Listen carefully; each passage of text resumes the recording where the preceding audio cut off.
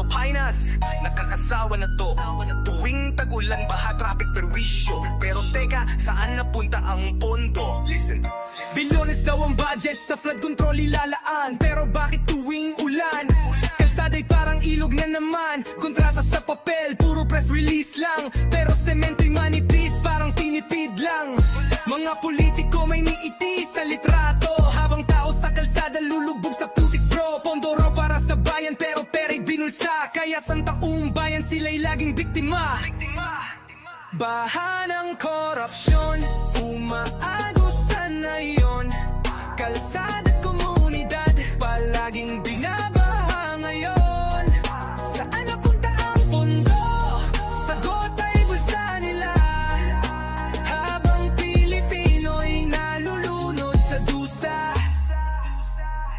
Ribbon cutting, camera, puro palabas. Pero ang dike, unang ulan palang bagsak. Kontrakto kakunsaba, peso ang sukatan. Hindi ang kaligtasan ng bayan na kailangan. Traffic sa EDSA, tubig hanggang tuhod. Habang mga magnanakaw, kotse nila puro brand new. Sino bang tunay na talo sa laro? Hindi sila, kundi taong bayang totoo. Baha ng korupsyon, umaagos sa nayon. Kalsada, komunidad, palaging binabaha ngayon. Saan napunta ang pondo? Sagot ay bulsa nila. Habang Pilipino'y nalulunod sa dusa.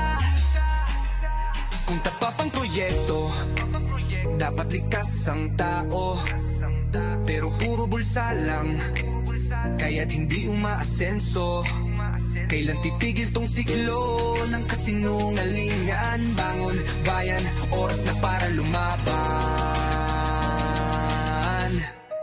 Yo, hindi lang ulan ang problema, kundi sistema. Korupsyon sa flood control, iyan ang tunay na dilema. Hanggat may sakim sa kapangyarihan, bansa'y palaging lulubog sa kahirapan.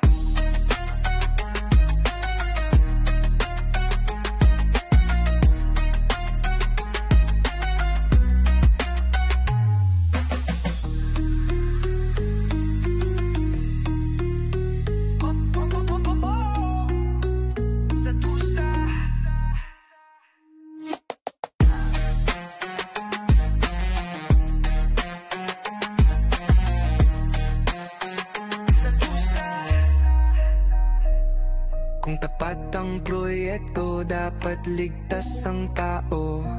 Pero puro bulsa lang, kaya't hindi umasenso. Kailan titigil tong siklo ng kasinungalingan? Bangon bayan, oras na para lumaban.